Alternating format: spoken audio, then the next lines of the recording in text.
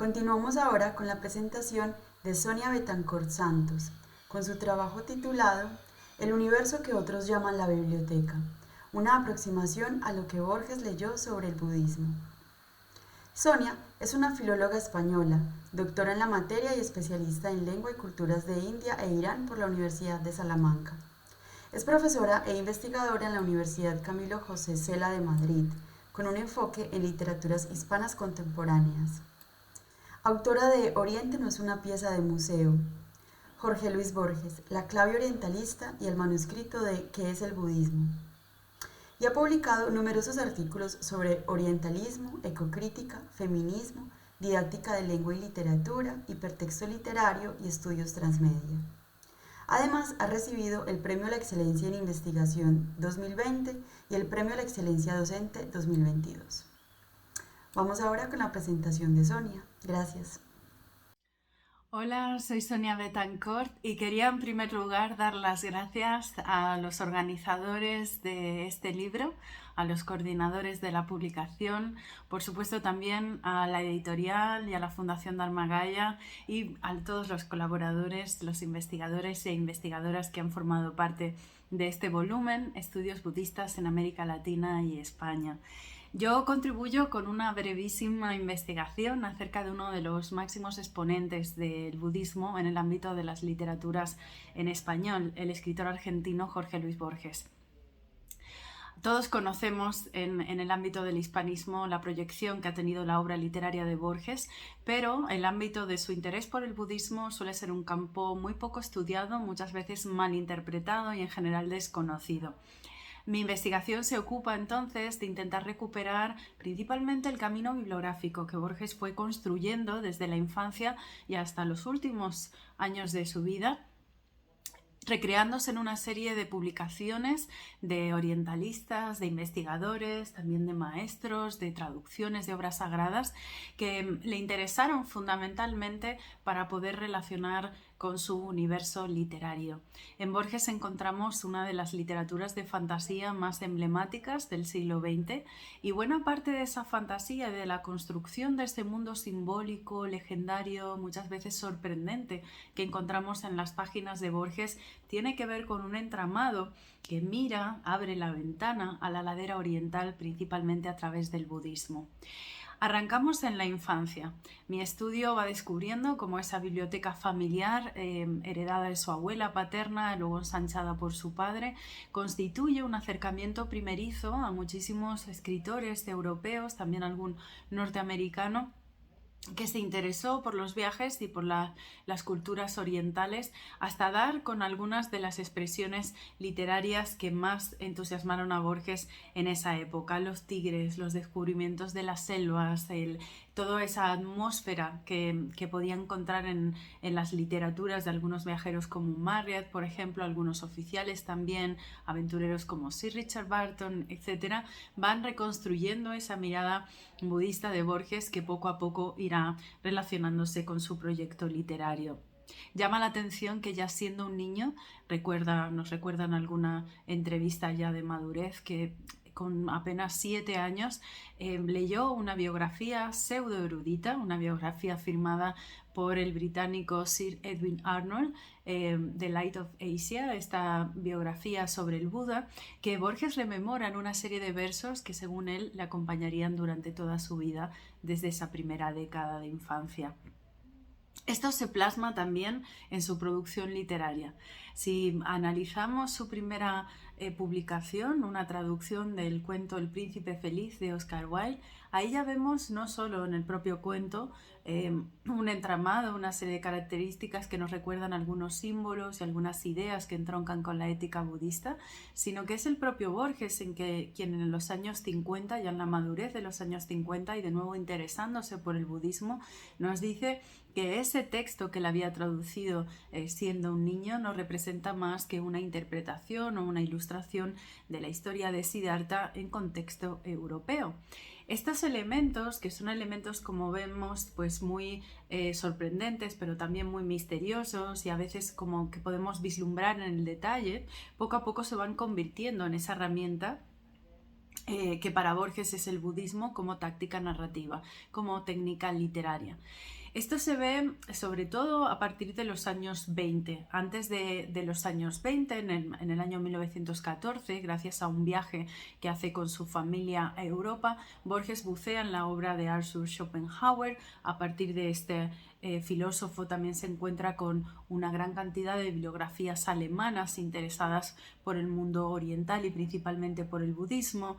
Paul Dassen, Max Müller, Vincernet, autores que de alguna forma van conglomerando esta biblioteca de corte budista que Borges va recreando con los años. Y estas literaturas en los años 20 y en los 30 se transforman en expresiones literarias borgianas muy interesantes que van desde el ensayo a la reseña y donde vemos que está haciendo una gran investigación muy erudita, pero también mediada por otros elementos que va a trasladar después poco a poco a su literatura de fantasía. Ahí tiene especial cabida también el contacto no solamente con los aventureros, sino también con literatos que encontramos en Buenos Aires como Macedonio Fernández o Sul Solar, amigos que le ayudan a encontrar el sentido más lúdico de toda la tradición budista.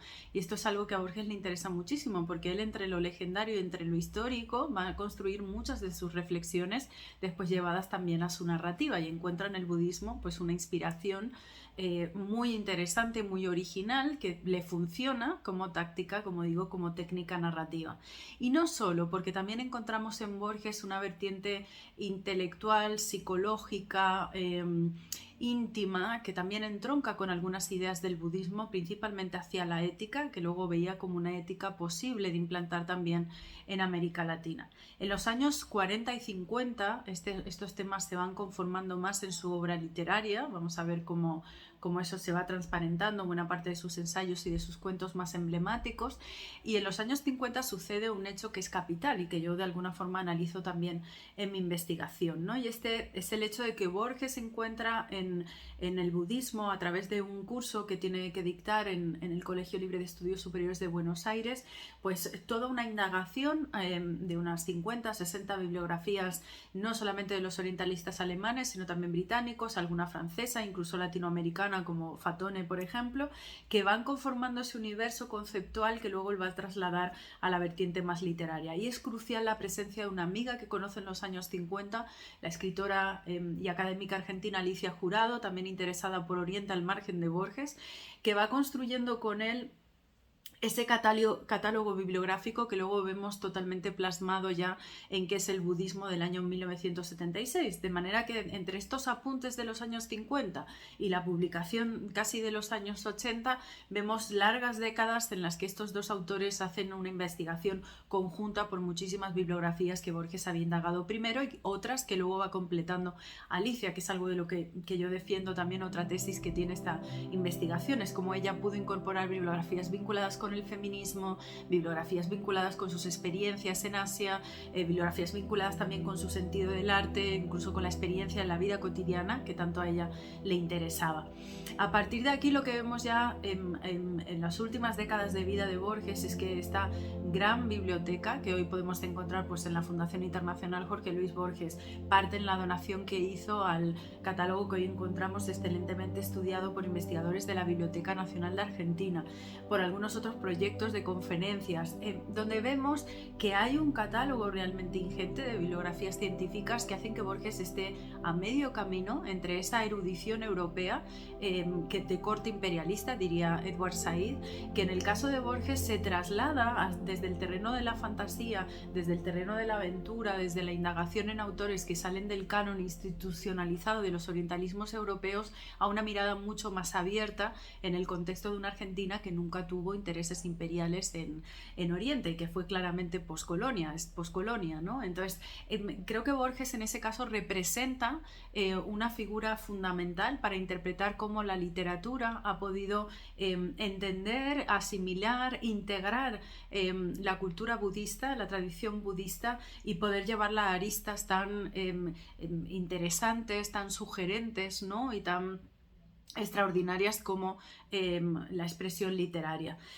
Yo tomo un símil, una metáfora, podríamos decir, que aparece en la Biblioteca de Babel, uno de los cuentos emblemáticos de Borges de los años 40, donde él dice el universo que otros llaman la biblioteca y compara esa biblioteca con una enorme esfera donde los libros son infinitos, en el sentido infinito del budismo, es decir, que no tienen ni principio ni fin. En el caso de Borges sí que podemos entender un principio en sus bibliografías, pero cuando uno bucea por este catálogo y esta nómina se va encontrando poco a poco ese universo prácticamente infinito, inconmensurable, muchas veces difícil de estudiar, principalmente por esa creatividad enorme con la que él vincula unas bibliografías con otras para llevarlas al terreno de la fantasía.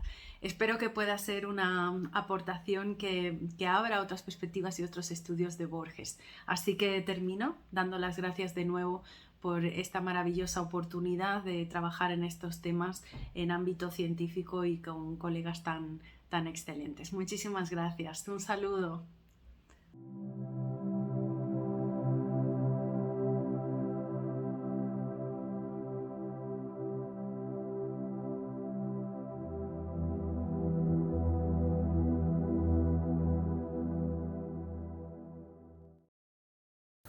La próxima presentación se encuentra a cargo de Efraín Villamor Herrero, con su capítulo titulado El caballo volador al rescate de los autores budistas, desde la formación de su arquetipo en la ideología védica hasta la readaptación de su fábula en relatos medievales japoneses.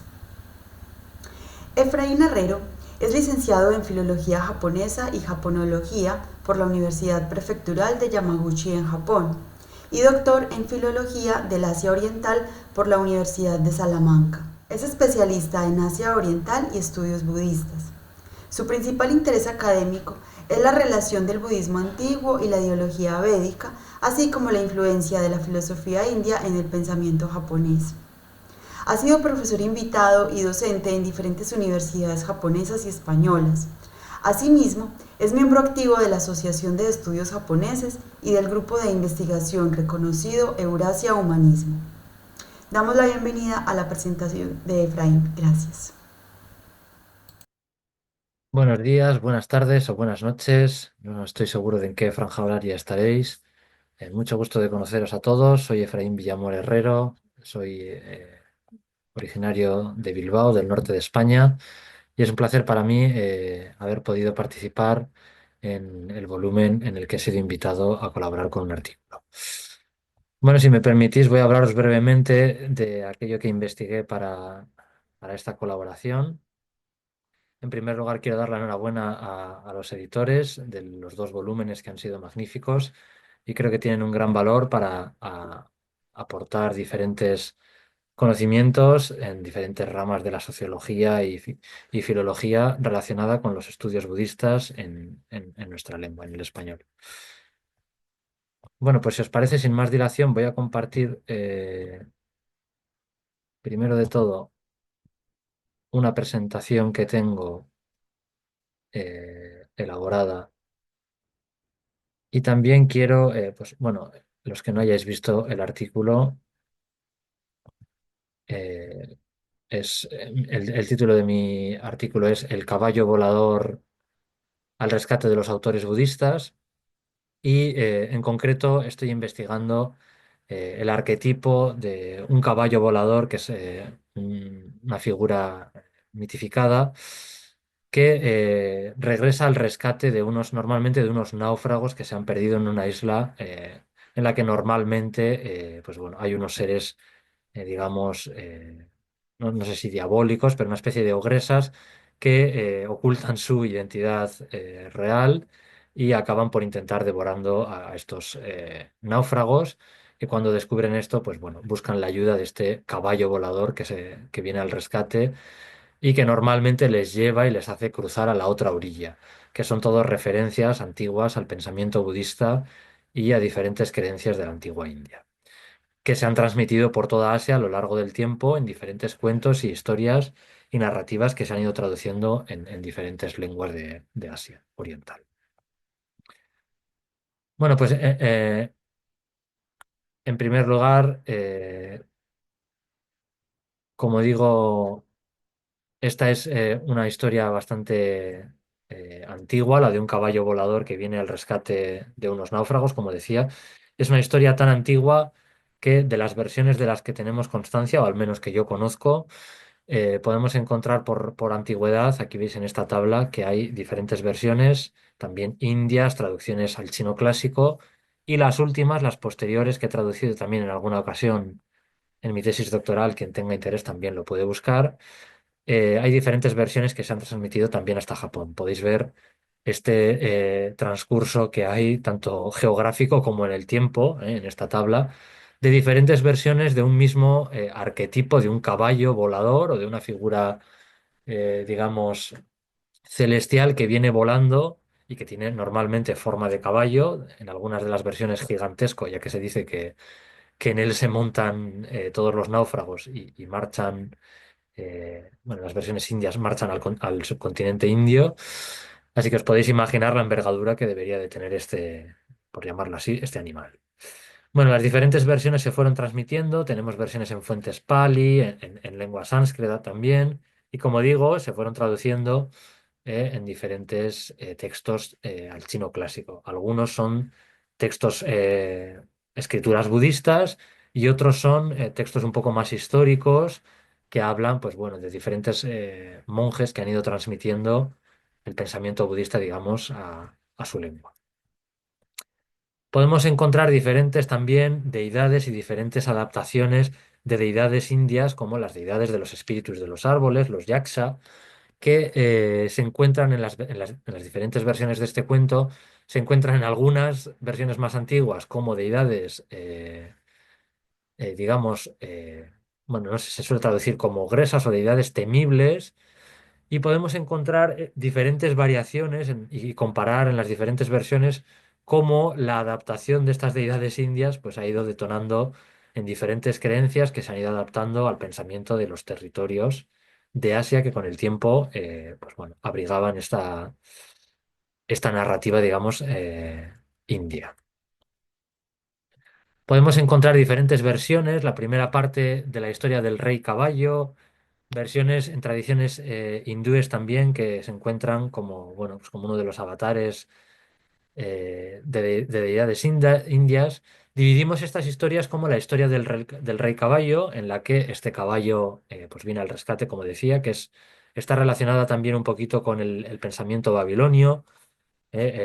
Personas con conocimientos del mundo cristiano sabrán que también pues, la idea del Mesías, el Mesías siempre viene al rescate con un caballo volador blanco, y es una idea muy similar que está conectada en el pensamiento de Asia Central.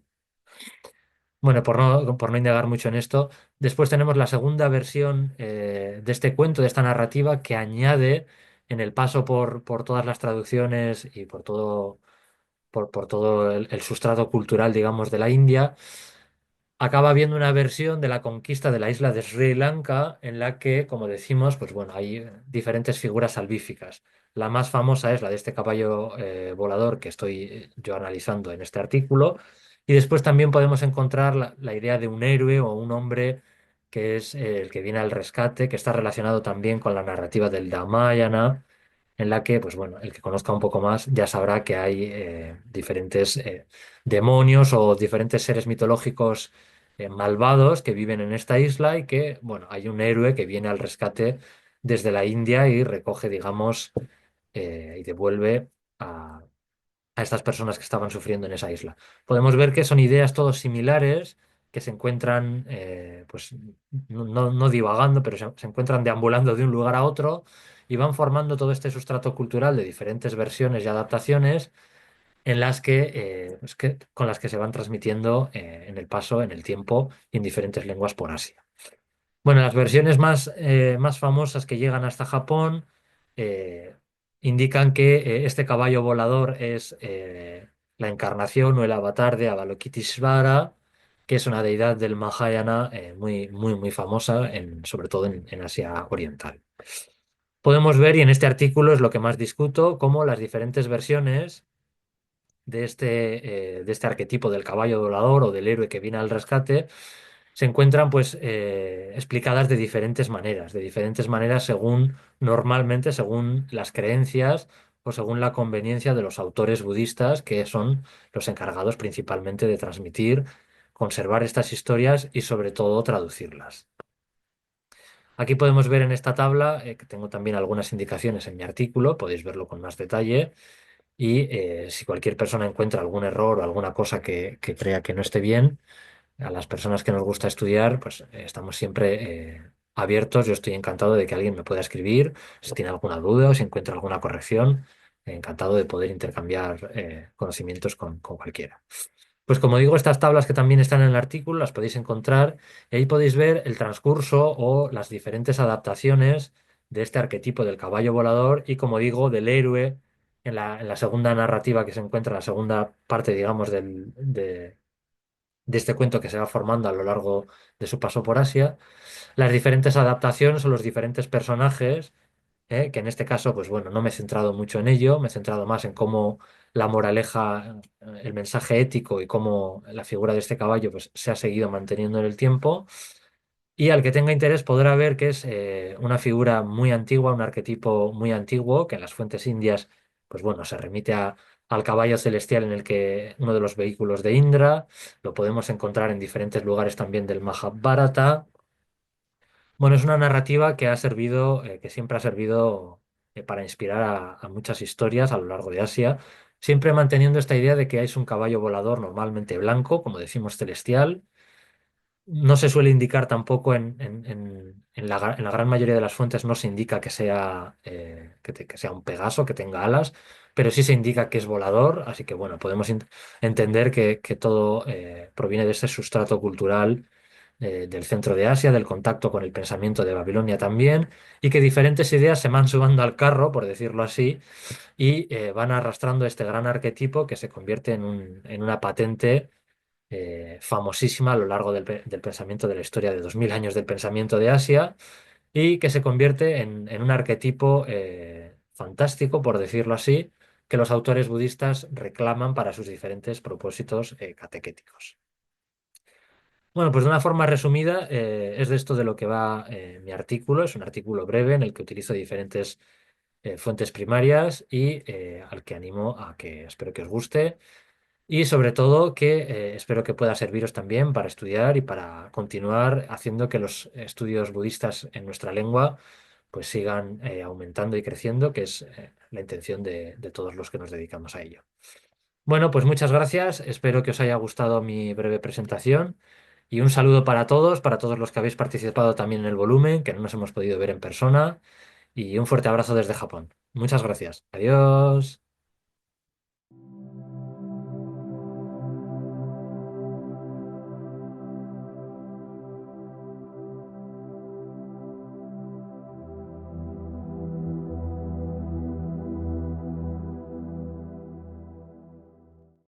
La próxima presentación se encuentra a cargo de Federico Andino, con su trabajo titulado El fantasma elusivo, un ensayo del término meditación dentro del psicoanálisis.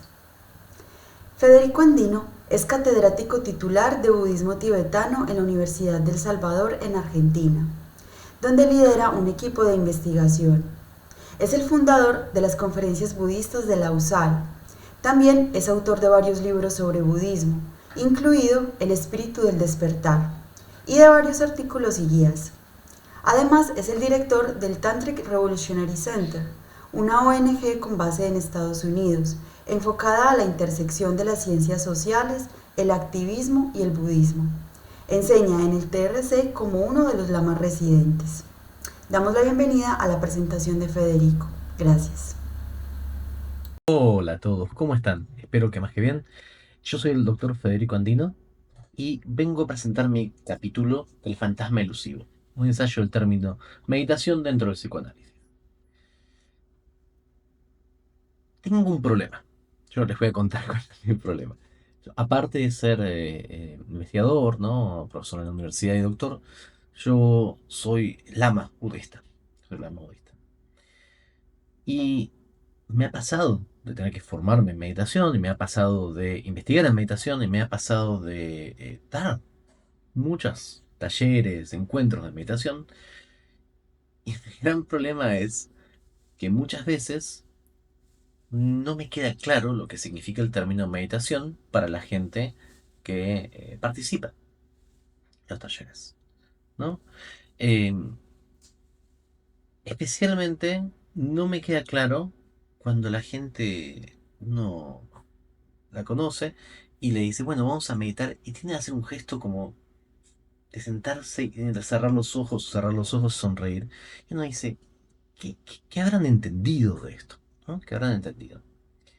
Esto del budismo no es muy difícil de entender porque el budismo pasa, como se imaginarán, siendo una gran parte, un tercio de su práctica, la práctica de meditación, define de forma bastante rigurosa y específica, con términos muy puntuales, qué es lo que es la meditación.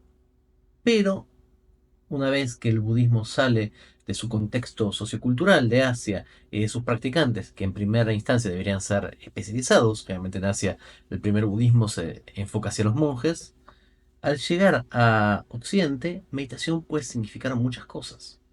Meditación puede significar el tratar sobre un tema, como las meditaciones, ¿no? De Marco Aurelio. Meditación puede significar quedarse sin pensamientos, o puede ser cantar un mantra, o puede ser múltiples definiciones que uno se va encontrando. Y especialmente, por mi background teórico, me costaba pensarlo desde la MDEPSI, del enfoque psicoanalítico. Entonces, ¿qué es lo que quise hacer en este artículo?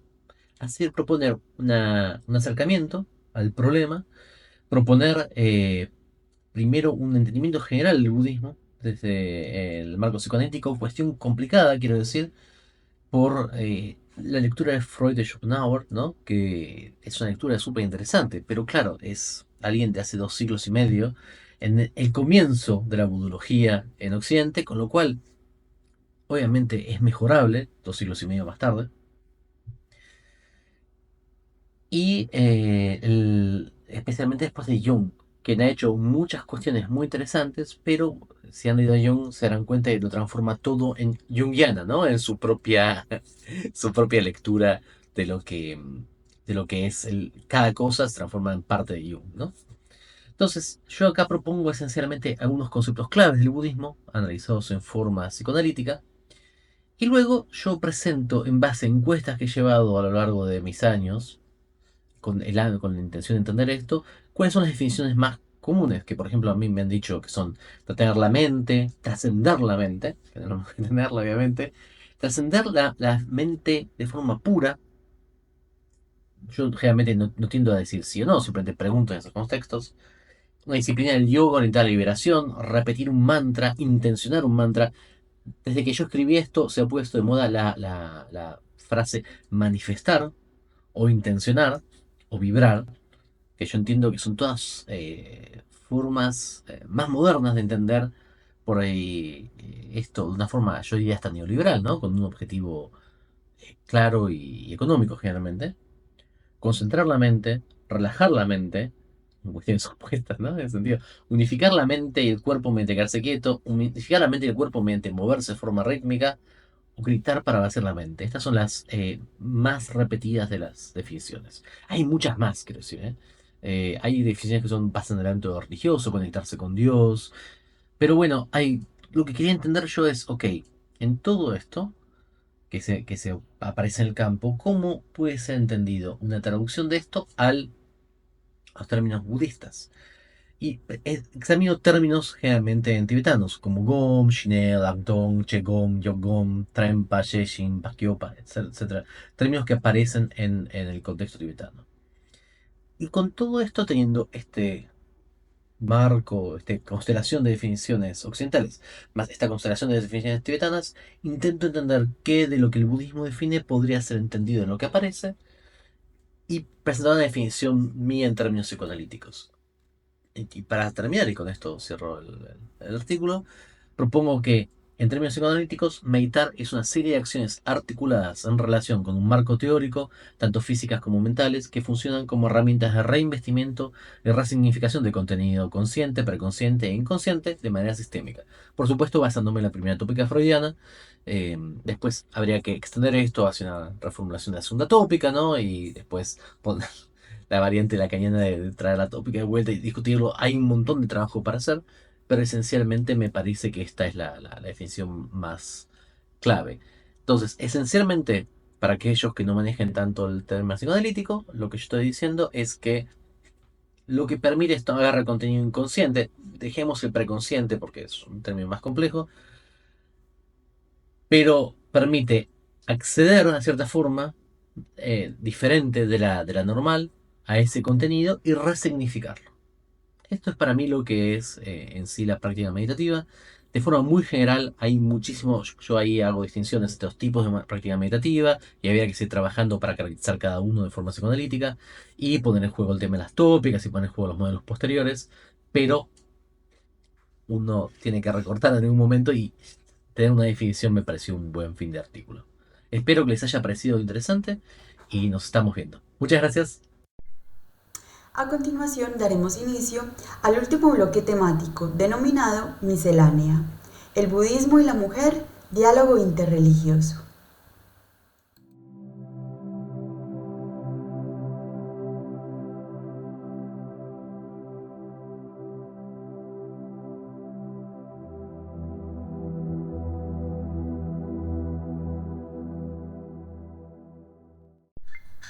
La próxima presentación se encuentra a cargo de Montse Castelà Oliver, con su capítulo titulado Mujeres y Budismo. Montse es licenciada en Liberal Arts. Ha sido miembro de TRAFI, Traducir y Acercar Filosofías Lejanas, grupo de investigación de la Universidad Autónoma de Barcelona, dedicado a la traducción y a la transferencia cultural del budismo tibetano. Es también traductora y editora de textos budistas y autora de numerosos artículos sobre budismo y diálogo interreligioso. Cofundadora y actual vicepresidenta de la Coordinadora Catalana de Entidades Budistas. Presidenta fundadora de Sakyadhita Spain, Asociación Internacional de Mujeres Budistas. Damos la bienvenida a la presentación de Montse. Gracias. Hola a todos y todas. Encantada de ser aquí con vosotros y de hacer una pequeña presentación del artículo que me pidieron pues que participara en este segundo volumen de estudios budistas en América Latina y España. Muchísimas gracias y felicidades a Jaume Vallverdú y Daniel Millet por esta valiosa aportación, ¿no?, del budismo en estos momentos. Y nada, pues simplemente pues agradecer, es todo un honor para mí pues haber participado en este segundo volumen y unas breves palabras para hacer un poco de presentación de lo que después vais a encontrar en este capítulo, ¿no? Está dedicado a mujeres y budismo y la primera parte pues es un poco situar el contexto, ¿no?, el marco general de este artículo, y ahí pues bueno, vemos pues que simplemente tener presente que la interpretación que nos llega de las religiones, así como la mayor parte de la documentación historiográfica que existe, es a partir de una visión androcéntrica. Y esto es así, no solo en el budismo, sino en muchos ámbitos de la sociedad nos encontramos pues que la visión y la experiencia de las mujeres ha estado desde siempre excluida o silenciada, ¿no? Entonces, pues bueno, un poco situar este contexto y ya rápidamente entramos en un apartado sobre las primeras mujeres de las que tenemos constancia en el budismo. Y es una joya, ¿no?, la literatura Therigatha, y ahí nos centramos porque recoge, digamos, justamente poemas de las primeras mujeres que historiográficamente existen, ¿no?, que fueron contemporáneas de Buda Sakyamuni. Entonces nos centramos un poco en estas mujeres primeras, ¿no?, en el budismo, de las que tenemos referencia, y esto es bueno, es una maravilla tener esta literatura Therigatha y además traducida al castellano, y quiero aprovecho a Agustín Paniker, que en su editorial Kairos pues se publicó este especial documento que tenemos sobre las primeras mujeres, ¿no?, contemporáneas de Buda. Vale, y entonces a partir de ahí entramos en lo que es la transmisión del budismo, desde el budismo temprano a nuestros días. Entonces, claro, es un resumen de los resúmenes, ¿no? Pero tenemos en cuenta pues el hecho de que tenemos que tener en cuenta el hecho de que el budismo, o sea, la transmisión fue oral. Y se dice que hasta 500 años después de la muerte de Buda Sakyamuni no se empezó a recopilar por escrito. ¿Y quién lo recopiló? Pues hombres, monjes, etc. Entonces vemos ahí pues que también para poder entender después que en los textos podamos encontrar referencias, digamos, negativas hacia las mujeres, ¿no? Pues es por este motivo, y ahí pues nos centramos en los textos del budismo temprano, Mahayana, Vajrayana, y vemos las referencias textuales que aparecen ahí sobre las mujeres, ¿no? Hacemos este repaso, este estudio, evidentemente breve, pero nos da un poco ya, nos da pistas, ¿no? Hacia dónde va todo esto. Entonces ya entramos finalmente al que el budismo llega en Occidente, y ahí lo que destacamos es que hay que diferenciar lo que es cultural de lo que es realmente esencial, ¿vale? Entonces tenemos en cuenta que hay este condicionamiento del patriarcado, pero tenemos que tener en cuenta que hay aspectos esenciales que tenemos, o sea, hay una parte que tenemos que transformar, dejar que vaya cambiando por el bien del mismo budismo, y otra parte que es que debemos preservar lo esencial, porque si perdemos eso, lo perderemos todo, ¿no? Entonces, el budismo llega a Occidente. Hay grandes esperanzas, muchas expectativas, ¿no? Que el budismo no será tan patriarcal y tal, se ve, ¿no? De que no es así, que es como todas las religiones pues tienen este condicionamiento que hay que tener en cuenta, ¿no? Entonces, bueno, vemos también todo, y ahí vemos pues los avances, ¿no? Los avances en ese sentido, que se han ido produciendo desde que el budismo apareció aquí en Occidente. De qué manera, ¿no? Cómo ha ido transformándose estos aspectos culturales, cómo se han ido integrando, cambiando, etc. Entonces, pues vemos también un análisis del budismo en Occidente hasta nuestros días. Y después, finalmente, tenemos este apartado también, que pensaba que, bueno, lo considero que es importante, que es hacia una reconstrucción del budismo. Entonces, ahí tenemos que tener en cuenta ya que cualquier referencia discriminatoria hacia las mujeres, según el budismo, es insostenible. Porque el mismo budismo ya, su visión es holística. La cosmología budista es no dual de por sí. Entonces, y vemos ahí claramente que se trata de condicionamientos culturales. Y ahí, pues bueno, está todo un trabajo que debemos hacer para transformar, cambiar y ajustar el budismo a nuestras épocas, ¿no? Y viendo lo que es cultural y lo que es esencial. Bueno, entonces, pues, por ejemplo, los textos. ¿Qué debemos hacer? Pues aplicar la perspectiva de género en los textos. Una relectura de los textos canónicos, el tema de la traducción. También vemos brevemente pues, la importancia de reconstruir los linajes femeninos que existen, pero fueron de alguna manera silenciados o excluidos.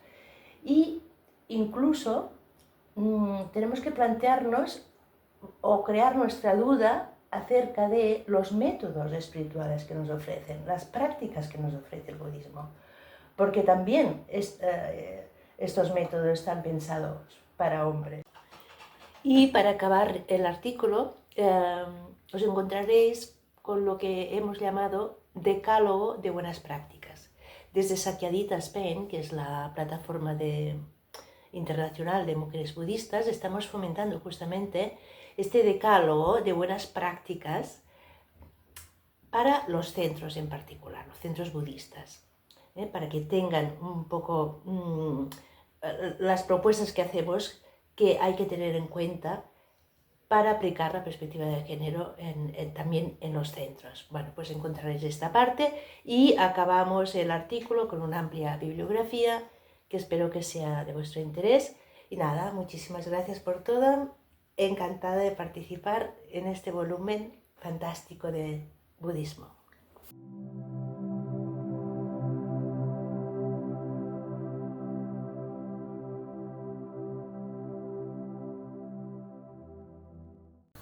La próxima presentación se encuentra a cargo de Daniel Millet Gil, con su capítulo titulado El Zen Cristiano, examen crítico del uso del Zen entre católicos. Daniel Millet es licenciado en Derecho por la Universidad Autónoma de Barcelona y posee un máster y un doctorado en estudios budistas, obtenidos en el Centro de Estudios Budistas de la Universidad de Hong Kong. En 2018 fue galardonado con el premio Tung Lin Kong Yuen a la excelencia en estudios budistas. Obtuvo su doctorado en estudios budistas con un estudio comparativo entre el castillo interior de Santa Teresa de Ávila y el camino de purificación de Buddhaghosa. Actualmente es un contribuidor habitual y editor de la plataforma digital Buddhistdoor en español y también es fundador y presidente de la Fundación Dharmagaya, una organización sin fines de lucro dedicada a la enseñanza y difusión del budismo en países de habla hispana. Además, es codirector del programa de estudios budistas de la Universidad Rovira i Virgili, una iniciativa conjunta entre la Fundación Universidad Rovira i Virgili y la Fundación Dharmagaya. Damos la bienvenida a la presentación de Daniel. Gracias.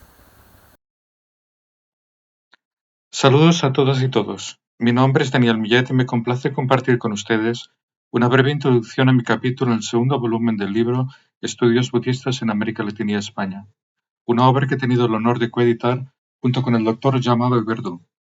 Este capítulo se titula El Zen Cristiano, examen crítico del uso del Zen entre católicos, y aborda un tema especialmente relevante para el diálogo interreligioso y la práctica espiritual en los países de habla hispana. A continuación les comparto un resumen de su contenido. El Zen cristiano emerge a mediados del siglo XX, cuando religiosos cristianos, principalmente católicos, comienzan a adoptar métodos del budismo Zen para revitalizar su práctica contemplativa. Este movimiento se ha extendido por Europa, América y varios países de Asia, a través de cursos, retiros y publicaciones. Sin embargo, su desarrollo no ha estado exento de controversias, habiendo recibido críticas tanto del ámbito cristiano como del budista. Los partidarios del Zen cristiano argumentan que la adopción del Zen se justifica por su eficacia, como herramienta para profundizar la experiencia contemplativa cristiana y mejorar la comprensión de las escrituras. No obstante, teólogos cristianos han reaccionado con preocupación, señalando las posibles transgresiones dogmáticas, mientras que eruditos budistas cuestionan la legitimidad de separar la meditación Zen de su contexto budista. Esta tensión entre tradiciones ha generado un rico debate sobre la naturaleza de la experiencia espiritual y los límites del diálogo interreligioso. El debate sobre el Zen cristiano plantea interrogantes fundamentales. ¿Es el Zen del Zen cristiano el mismo que tiene sus raíces en India y se origina en China? ¿Se puede desarraigar el Zen de sus fundamentos budistas? ¿Es compatible el entrenamiento Zen con la oración cristiana?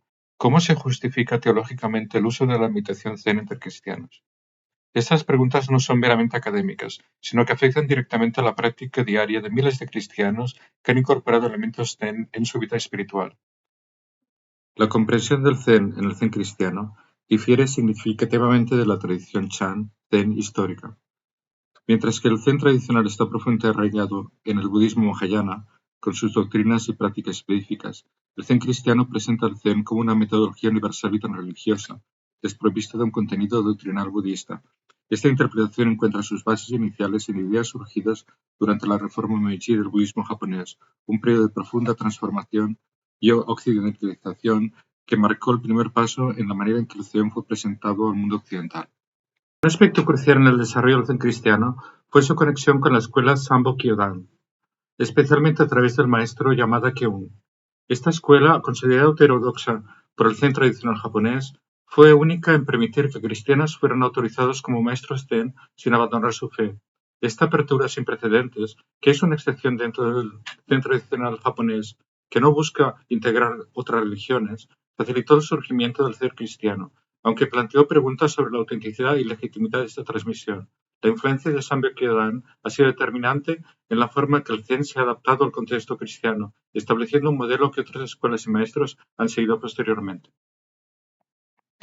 Las diferencias fundamentales entre el budismo y el cristianismo presentan desafíos significativos para el Zen cristiano.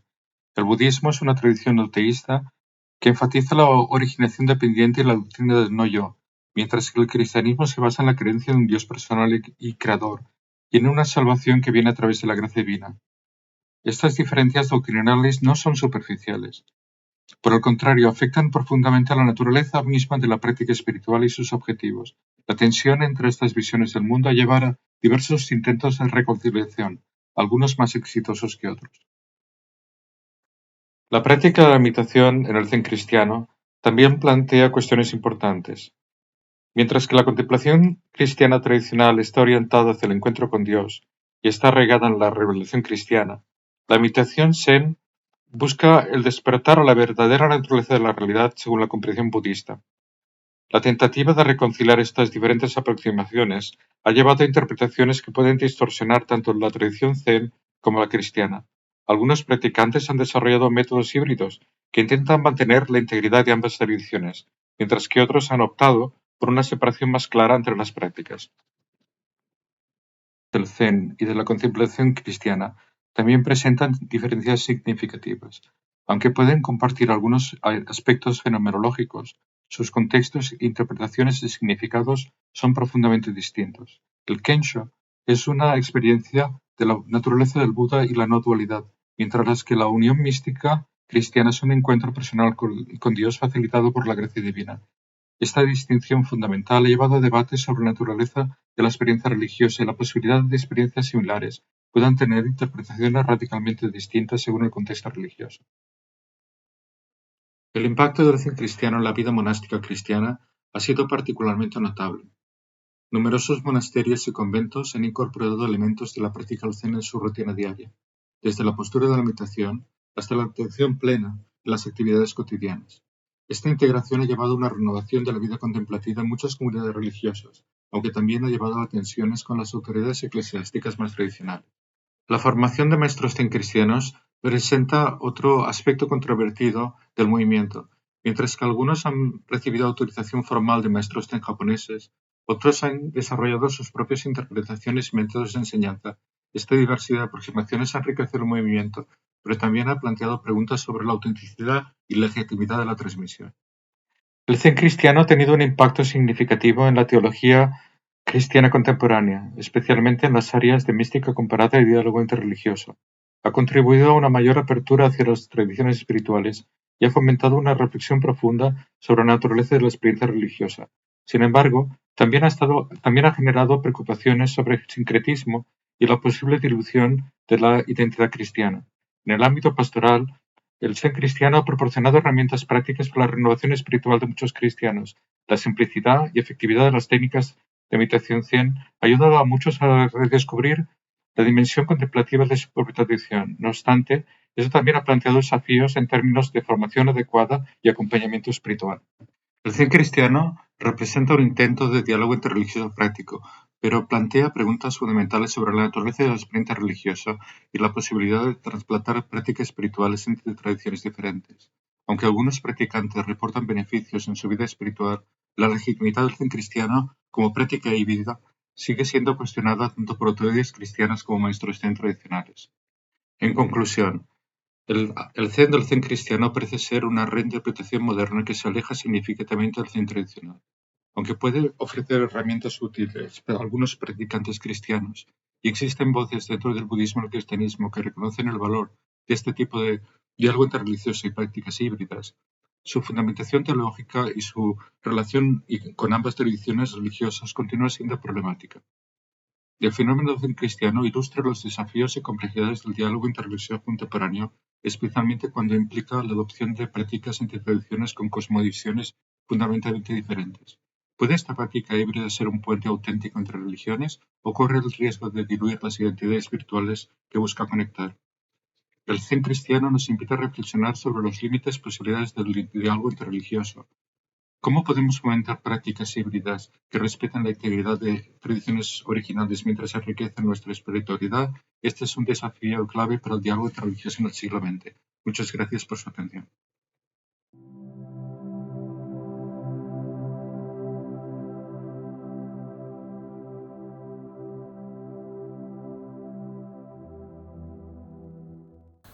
La próxima presentación se encuentra a cargo de Sergio Ester Nikolayevsky, con su capítulo titulado El budismo y los nuevos paradigmas de la inclusión. Sergio es un psicoanalista mexicano y especialista en existencialismo y fenomenología.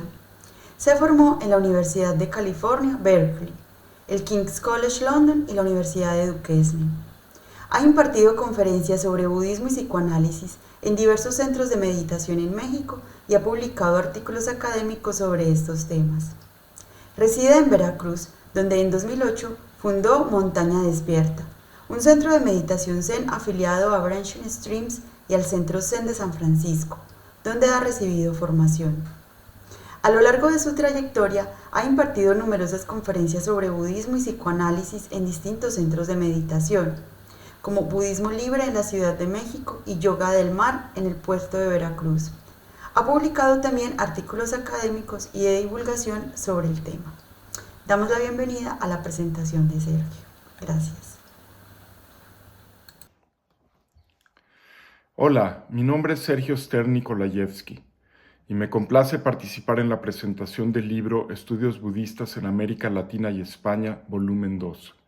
Quisiera decir algunas palabras acerca del capítulo que yo escribí, el cual se titula El budismo y los nuevos paradigmas de la inclusión y que se encuentra en la cuarta parte del compendio, bajo el rubro de diálogo interreligioso. Paradigmas de la inclusión.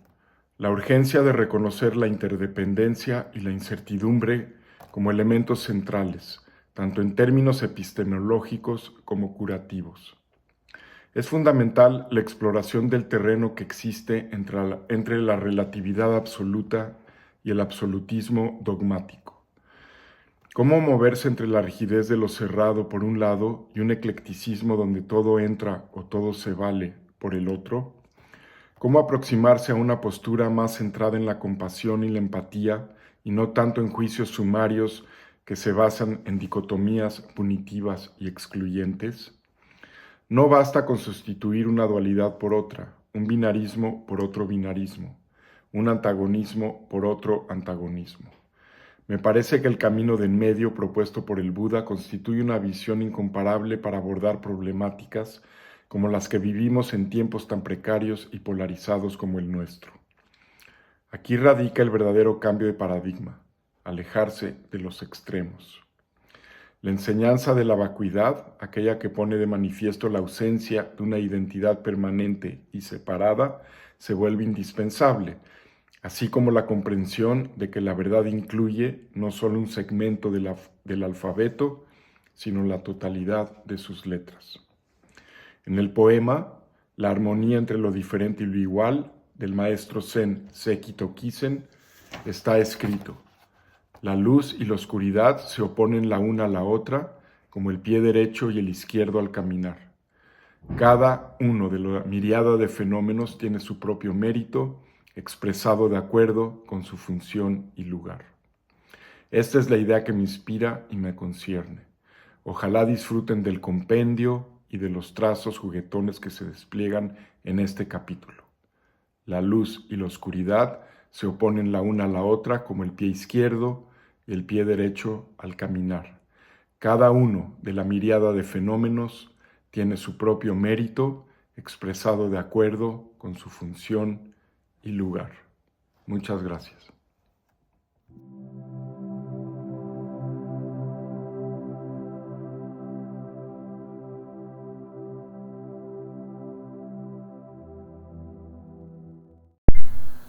La próxima presentación se encuentra a cargo de Hugo Córdoba Quero y Christian Moore, con su capítulo titulado Codificando la Rueda del Dharma, algunas aproximaciones respecto a la intersección entre budismo y homosexualidad en América Latina.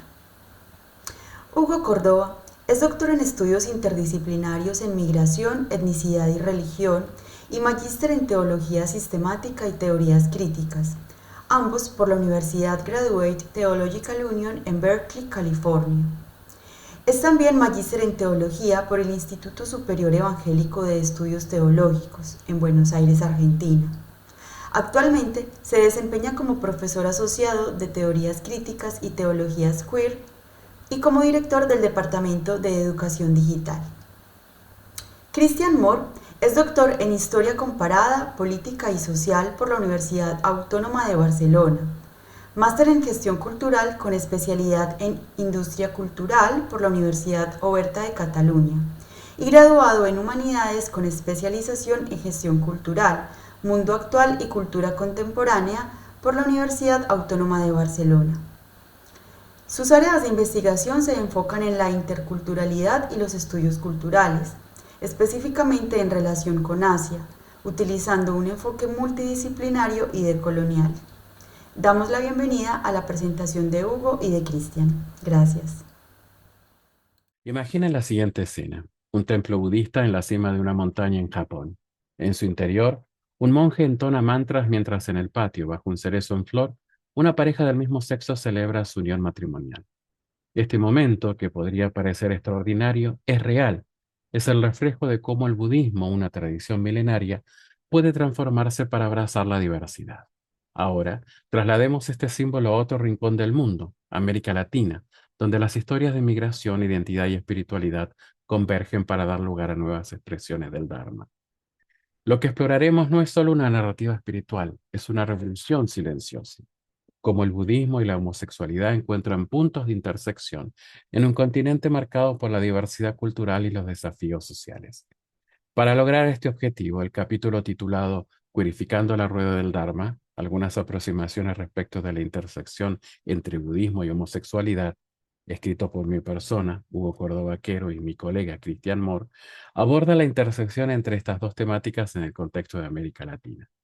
El propósito principal es ofrecer un acercamiento inicial a esta temática reconociendo su complejidad y la escasez de estudios en español y portugués. El budismo en América Latina tiene raíces complejas y múltiples. Llegó con las oleadas migratorias, trajeron consigo no solo sus tradiciones religiosas, sino también sus formas de entender el mundo. Hoy en día, el budismo en América Latina constituye aproximadamente una población de 410.000 personas que lo practican, con Brasil liderando esta estadística al concentrar casi el 60% de la población budista de la región. Pero más allá de los números, lo que destaca es cómo esta tradición milenaria ha sido reinterpretada y adaptada a contextos locales. En este escenario diverso, la intersección entre espiritualidad y diversidad sexogenérica emerge como un tema digno de estudio, aún más en una región históricamente moldeada por el cristianismo y sus paradigmas restrictivos sobre la sexualidad. El budismo ha mantenido a lo largo de su historia una relación cercana con la realidad social respecto al género y la sexualidad. Muchas personas de la diversidad sexogenérica han encontrado en esta tradición una manera única de comprender la identidad más allá de los límites físicos. Esto ha dado lugar a lo que algunos expertos denominan dharmologías queer, una interpretación emergente que resignifica las enseñanzas budistas desde una perspectiva inclusiva. En este contexto, el término Dharma se refiere a enseñanzas y leyes naturales, lo que hace que la reflexión sobre estos temas adopte el término dharmología en lugar del tradicional término teología que proviene de los estudios religiosos occidentales. El budismo, dividido en tres ramas principales con numerosas escuelas, carece de un dogma central o escritura sagrada que condene o apruebe explícitamente las relaciones homoafectivas. Aunque el noble sendero óctuple enfatiza la abstinencia sexual, especialmente de conductas sexuales indebidas, este principio no distingue entre relaciones heterosexuales u homosexuales. Más bien se centra en evitar el apego y el deseo que interfieren en el camino hacia la iluminación, lo que marca una diferencia significativa con las religiones abrámicas, las cuales sí han establecido prohibiciones claras respecto a la homosexualidad.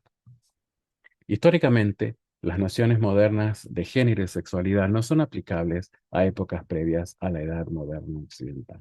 En sociedades asiáticas como Japón y China, las relaciones entre personas del mismo sexo y la homosociabilización no solo eran comunes, sino en muchos casos fomentadas. Por ejemplo, en el Japón feudal se desarrollaron las Chigo Monogatari, relatos sobre relaciones entre monjes adultos y jóvenes acólitos en los templos budistas. Estas relaciones, aunque no matrimonializadas, eran una expresión aceptada dentro de ciertos contextos. Algunos eruditos sugieren que figuras históricas del budismo como Kukai, fundador del budismo Shingon, o el monje Zen Ikkyu Sojun, podrían ser interpretados como referentes queer. Incluso se señala que algunos textos, como el Watsusuchi de Kijin Kitamura, insinúan que las relaciones del mismo sexo eran vistas como superiores a las heterosexuales en ciertos contextos espirituales. Sin embargo, esta apertura se enfrentó a la llegada del cristianismo durante el periodo de colonización que introdujo conceptos de homofobia en Asia. Misioneros como Francisco Javier condenaron las prácticas homoeróticas, sembrando prejuicios que antes no existían en el budismo. Este rechazo fue reforzado por el encuentro entre el cristianismo y el confucianismo, ambos promoviendo estrictos valores morales sobre el género y la sexualidad. El budismo, sin embargo, muestra una flexibilidad cultural que ha permitido respuestas diversas hacia la sexualidad homoerótica, dependiendo del contexto social receptor. A diferencia de las tradiciones abrámicas, el budismo no tiene un dogma unificado que condene la homosexualidad. Los textos como el Vinaya Pitaka reconocen hasta 4 géneros, y en la historia budista encontramos relatos que desafían las nociones tradicionales de género y sexualidad tal cual las conocemos en Occidente. El budismo, en su esencia, no considera la fluidez del género y la atracción hacia el mismo sexo como aspectos negativos. No obstante, la llegada del cristianismo y su moralidad rígida introdujo la homofobia en Asia, un fenómeno reforzado por el confucianismo y la presión occidental durante el período Meiji en Japón. A pesar de estas influencias, líderes contemporáneos como el venerable Takafumi Kawakami del templo Shunkoin en Kioto han retomado esta postura inclusiva celebrando matrimonios igualitarios. El venerable Joji Inoue, por su parte, ha trabajado para permitir entierros conjuntos de pareja del mismo sexo. Este caso ilustra cómo los contextos culturales influyen en la interpretación del budismo, lo que ha llevado a la necesidad de desarrollar dermologías queer. Este enfoque evita la mirada orientalista y da voz a las expresiones cotidianas de las personas queer dentro del budismo, especialmente en América Latina, donde estas comunidades buscan visibilizar y celebrar su diversidad. La queerificación del Dharma propone una reinterpretación de las enseñanzas budistas desde perspectivas queer, cuestionando los estigmas asociados a la diversidad sexogenérica. La influencia del budismo queer en América Latina es palpable en comunidades y liderazgos que están marcando la diferencia. En primer lugar, el Rainbow Sangha Brasil, liderado por el reverendo Jin Tetsuji, es una organización que combina tradiciones budistas como Zen, Jodo y Theravada para ofrecer un espacio seguro a la comunidad LGBTIQ+. Un segundo ejemplo es el maestro Manuel Leumán en Colombia, quien utiliza el budismo como una herramienta de sanación para las personas queer, promoviendo una espiritualidad inclusiva y sanadora. Finalmente, aunque la mayoría de las comunidades budistas latinoamericanas aún abordan el tema con ambigüedad, los casos tales como la comunidad Zen Jobokenji muestran un camino hacia una mayor integración, alentando a otras comunidades a expresar abiertamente su respeto y compromiso con la diversidad. Estos ejemplos no son excepciones aisladas, son el reflejo de cómo el budismo en América Latina está evolucionando para abrazar la diversidad sexogenérica. Ante estos hechos, el capítulo nos recuerda que la queerificación del Dharma no es una contradicción, más bien es una reafirmación de los principios budistas de compasión, respeto y no discriminación. Volvamos al templo inicial, donde la pareja celebra su unión. Este momento no solo simboliza un cambio en el budismo, sino también en nuestra forma de entender la espiritualidad. Queerificar la rueda del Dharma en América Latina significa desafiar prejuicios, construir comunidades inclusivas y recordarnos que, como enseñó Buda, todos los seres tienen potencial de alcanzar la iluminación. Aquí les invito entonces a reflexionar. ¿Qué podemos aprender de esta revolución silenciosa? ¿Cómo podemos contribuir a un mundo donde la espiritualidad sea un espacio de encuentro y no de exclusión? Porque al final del día, la rueda del Dharma no discrimina. Gira para todas las personas por igual para alcanzar la iluminación. Muchas gracias.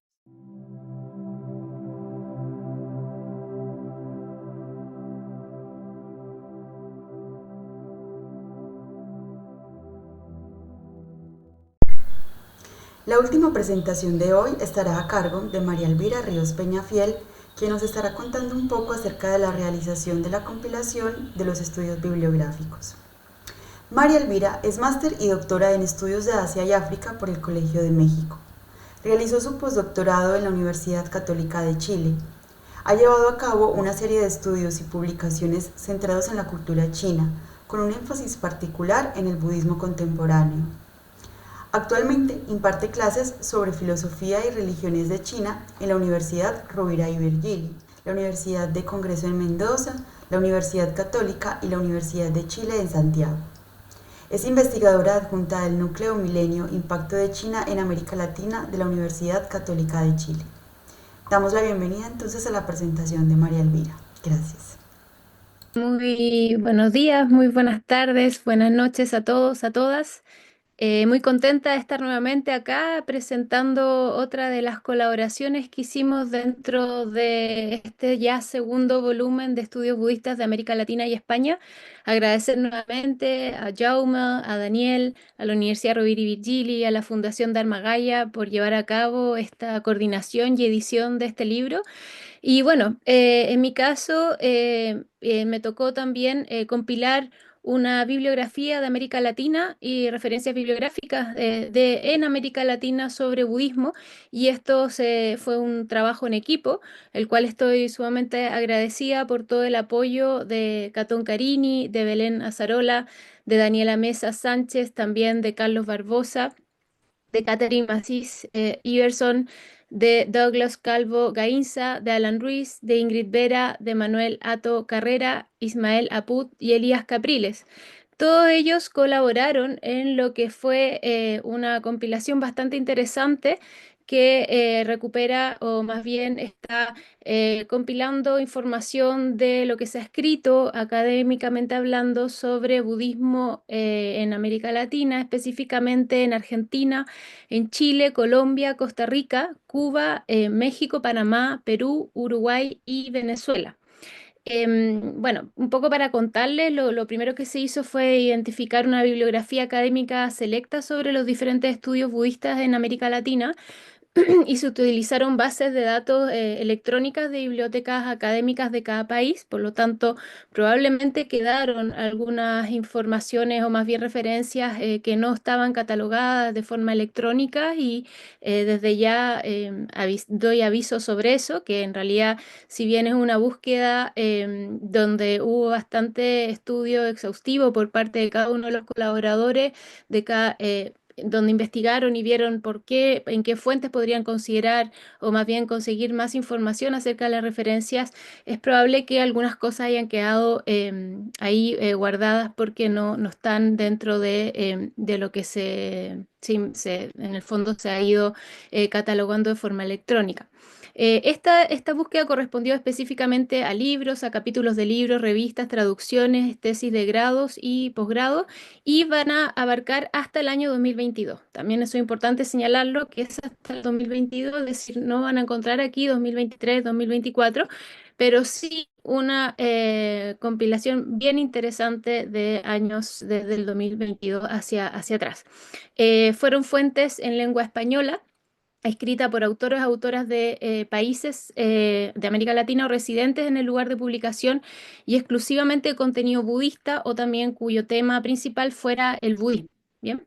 Em, bueno, como ya les decían, es una búsqueda bastante detenida, sin embargo, no es exhaustiva ni tampoco cubre todas las áreas en las que se haya escrito sobre budismo en América Latina. Por lo tanto, este es un primer paso a que podamos, ojalá, sumar desde esta primera compilación que se hace, poder ir sumando más y más información sobre los estudios budistas en nuestra región. En el caso de lo que es referencias con varios autores, lo que se hace es que se basa principalmente en el autor o la autora principal. Y bueno, como ya les decía, los países que estuvieron aquí, lo que significa que no necesariamente los países que no estén, no haya bibliografía. Es probable que exista, pero que, como les digo, quizás no están en las fuentes electrónicas, y habría que buscar de manera más extensa, ¿no? Está el país de Argentina, Chile, Colombia, Costa Rica, Cuba, México, Panamá, Perú, Uruguay y Venezuela. Esperamos que esto sea una primera, como ya les digo, una primera entrada a la compilación de estudios budistas en nuestra región. Esperamos también que sea de utilidad también para estudiantes, sobre todo para estudiantes en lo que son los temáticas de budismo. Y también esperamos que ya sea de parte de nosotros, de nosotras, los que participamos, o de otras personas nuevas que quieran incorporarse o más bien a desarrollar una nueva compilación basándose ojalá en esto primero que hemos hecho, para poder ir extendiéndola más y más y poder en el futuro contar con una compilación mayor. Muchas gracias, que estén muy bien. Hemos llegado al final de esta presentación y desde la Red Iberoamericana de Estudio del Budismo y la Fundación Dharma Gaya nos sentimos muy dichosos y agradecidos por su presencia. Los esperamos en próximos encuentros, que estén muy bien y muchas gracias a todos y a todas.